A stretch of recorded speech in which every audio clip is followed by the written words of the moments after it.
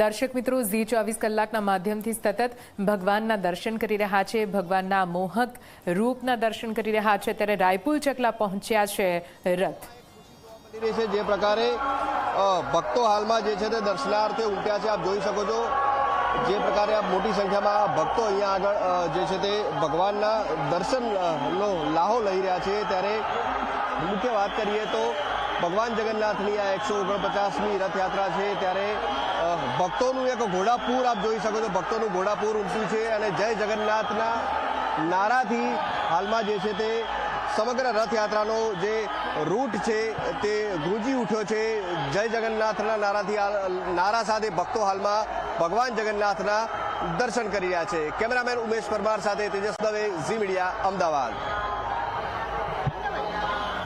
તો આપ જુઓ રાયપુર ચકલા રથ પહોંચ્યા છે જગતના નાથની આ નગરચર્યા આખા વર્ષ દરમિયાન ભક્તો રાહ જોઈને બેઠા હોય છે, કેમ કે આમ તો ભગવાનના દર્શન કરવા માટે મંદિરે જવું પડે છે, પણ આજનો દિવસ એવો છે જ્યારે મોટા મહેલો અને સિંહાસન છોડીને ભગવાન ખુદ હાલ ધૂળ ભર્યા એ માર્ગ પર નીકળ્યા છે ભક્તોને દર્શન આપવા માટે। એટલા માટે જ મોટી સંખ્યામાં ભક્તોનો જમાવડો આપ જોઈ શકો છો।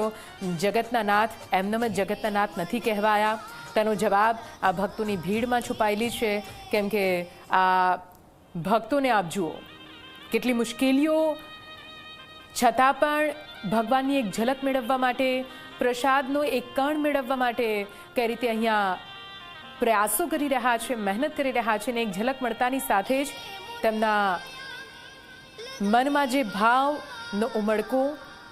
અને આ રાયપુરના લાઈવ દ્રશ્યો તમે જોઈ રહ્યા છો, જ્યાં રાયપુર ચકલા પહોંચ્યા છે રથ।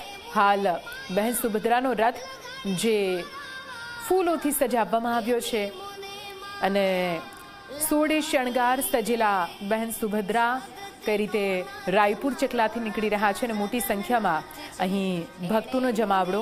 અહીંયા એ વાત પણ કહેવી રહી કે જ્યારે અલગ અલગ વિસ્તારોમાંથી આ રથો નીકળતા હોય છે ત્યારે તેમનું સ્વાગત કરવા માટે ત્યાંના સ્થાનિકો ફૂલોનો વરસાદ કરે છે, જળાભિષેક કરે છે, ગુલાબ જળથી જળાભિષેક કરે, અત્તરથી અહીં છંટકાવ કરીને અલગ અલગ રીતે અહીં ભગવાનનું સ્વાગત, ભગવાનને મનાવવા માટેના પ્રયાસો, ભગવાનને રીઝવવા માટેના પ્રયાસો સતત ભક્તો દ્વારા કરવામાં આવી રહ્યા છે।